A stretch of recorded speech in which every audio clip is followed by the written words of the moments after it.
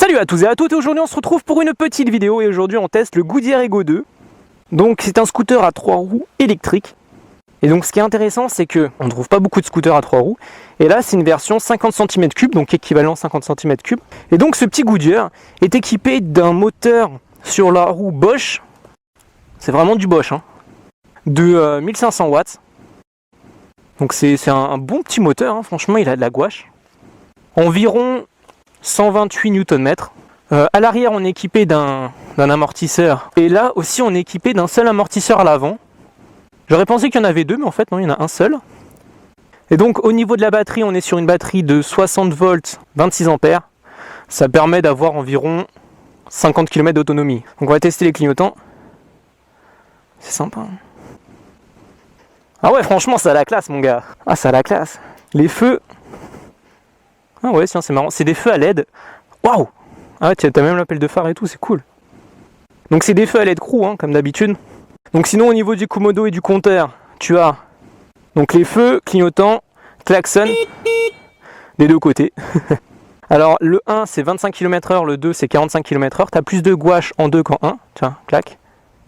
Tu vois, ça part d'un coup. Ce qui est assez intéressant, c'est que tu as la marche arrière.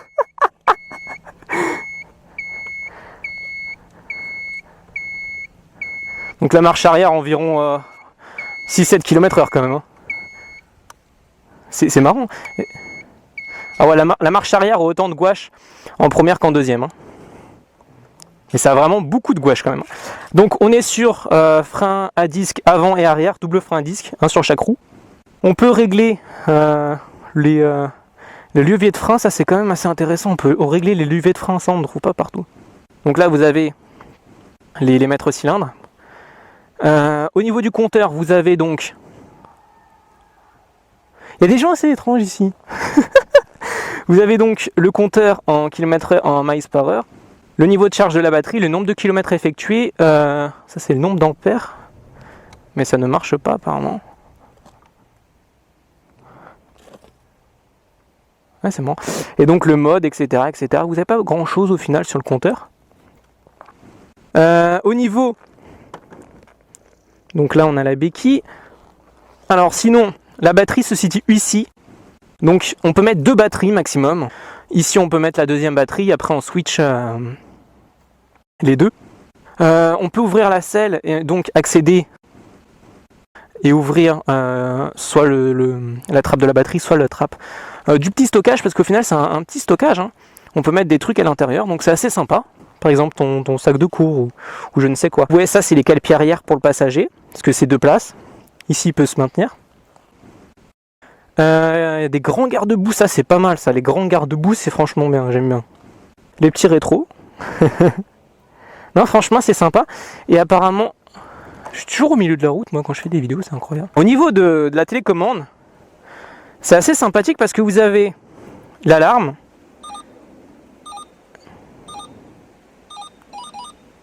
Vous avez l'alarme et donc vous avez une petite sonnerie. Je pense que c'est pour pouvoir trouver ton véhicule. Par exemple dans la nuit, c'est assez sympa, tu sais, t'appuies là. Et hop, les clignotants machin, et après il fait du bruit. Donc ça c'est sympa. Et donc après sinon tu as l'alarme.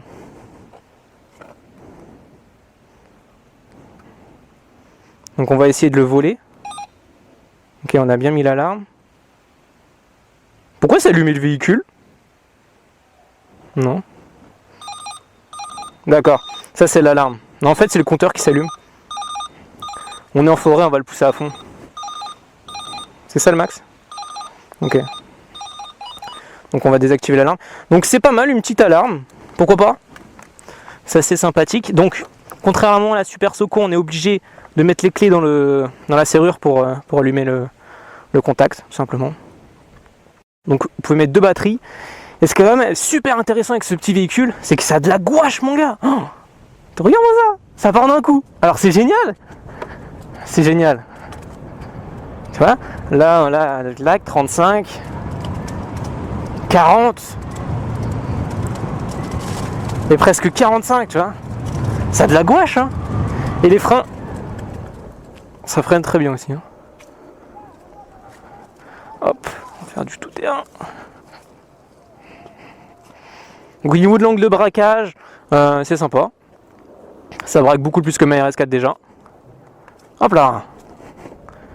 Donc là, on a le nombre d'ampères, apparemment, que le moteur tire. Donc ce qu'on va voir, c'est que est-ce qu'il tire plus en montée qu'en descente, je ne sais pas. Donc là, on est à 45. Hop. Donc du coup, ce modèle est à 3190 €. Vous avez quelques euros de l'aide de l'État, il me semble. Du coup, il revient à 2990. Je vous mettrai les prix exacts en description. Ce qu'il ne faut pas oublier, c'est si on essaie de comparer à un autre véhicule électrique, ce qu'il ne faut pas oublier, c'est que c'est un scooter à 3 roues. Hein, d'accord. Donc au final, le coût n'est pas le même.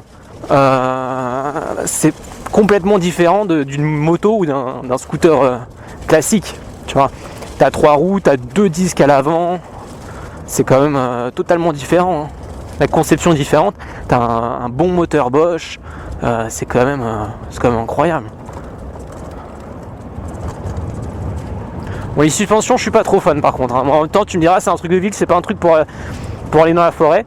Donc, ce qu'on va faire, c'est qu'on va essayer ça en descente et en montée pour voir la gouache que ça a. Mais franchement, sur place, ça a quand même pas mal de gouache. Hein. Bon, tu me diras, ça roule qu'à 45, mais le problème sur les électriques, c'est que l'impression de vitesse est multipliée, quoi. C'est totalement différent que sur un véhicule à moteur. Donc, est-ce que ça se faufile partout? On va voir ça. Hop. Ah ouais, ça se faufile bien quand même. Ça se faufile bien. Donc là, on est dans une descente assez sympathique. On va essayer de le pousser à fond. Donc, à fond. Il bloque. Tu vois que le moteur bloque en lui-même. Il bloque à 46 environ. Bon, même peut-être 40. Ouais, presque. Ouais, 46, 47. Hein. Mais ça bloque. Tu vois qu'il y a une résistance. Tu vois que c'est pas libre. Et donc, j'ai demandé au revendeur si on pouvait le débrider, ce scooter. Il m'a dit non, c'est pas possible. Ils ont demandé à Goodyear, c'est pas possible de le débrider malheureusement. En même temps, tu m'aurais dit, une fois débridé, l'autonomie aurait chuté complètement, mais complètement. Déjà qu'on a que 50 km d'autonomie avec une batterie. Alors imagine, on l'aurait débridé, on aurait eu quoi, 20 km, 25 km grand max, tu vois. Donc c'était pas tellement intéressant de le débrider. Alors ce que j'aime pas par contre, c'est que je t'ai dit qu'il y avait un frein moteur au niveau du moteur Bosch. Et le truc, c'est que le moteur freine et arrivé à une certaine vitesse, il freine plus. Du coup, c'est comme si tu étais en roue libre. Tu vois ce que je veux dire? C'est assez bizarre comme sensation. C'est franchement assez bizarre. Tu vois, il y a des petits à-coups. Parce qu'il doit avoir un système qui arrête le freinage du moteur arrivé à une certaine vitesse. Tiens. Tu vois, regarde, les petits à-coups. Alors c'est assez perturbant, je t'avouerai. Hein. Tu penses que tu vas t'arrêter, tu t'es habitué au frein moteur, et au final tu te rends compte que tu freines. Là tu freines, et après il part en roue libre. C'est assez chiant. Je suis pas fan, je suis pas du tout fan. Oh, ça a de la gouache mon gars. Oh, ça a de la gouache. Je pensais pas que ça avait autant de gouache que ça. Ça c'est marrant quand même. Donc là on va s'arrêter au stop comme si on... Oh, tu vois, regarde, il continue. Alors ça j'aime pas du tout, mais pas du tout. Si tu veux t'arrêter, donc tu freines et là clac, le moteur arrête de freiner lui-même. Donc du coup ça fait un truc assez... ça va en roue libre, comme si tu partais en roue libre. Franchement c'est pas du tout agréable ça. Alors ça c'est un mauvais point. L'autre truc que j'aime pas par contre c'est au niveau des clés. Il y a un peu de dureté quand même. Hein. Au niveau des clés t'as quand même un peu de dureté. Quand tu mets les clés, quand tu mets le Nieman, quand tu... C'est pas très fluide quoi. Ça c'est un peu chiant, mais après tu me diras c'est secondaire. C'est que secondaire. Donc comme je dis souvent, quand vous conduisez de l'électrique, faites gaffe aux autres usagers parce qu'au final on vous entend pas. Que ça soit voiture, piéton, animal, ce que vous voulez. Personne ne vous entend. Ce qu'on va faire, c'est qu'on va freiner d'urgence. Oh lolo lolo lolo. Je t'avais dit que le frein arrière il tapait, mais je pensais pas que j'allais faire un burn quoi. C'est incroyable ça. Alors là, je viens de me rendre compte. Je me suis dit bah tiens, je vais faire un petit freinage, d'urgence. Et au final, je viens de me rendre compte que le frein est beaucoup trop puissant à l'arrière. Les mecs ils ont voulu coupler le moteur avec le freinage à disque, mais c'est tellement puissant que tu pars direct en dérapage. Donc c'est pas bien ça. Ça par contre je suis pas fan. Sinon il faut vraiment freiner très doucement. Très doucement.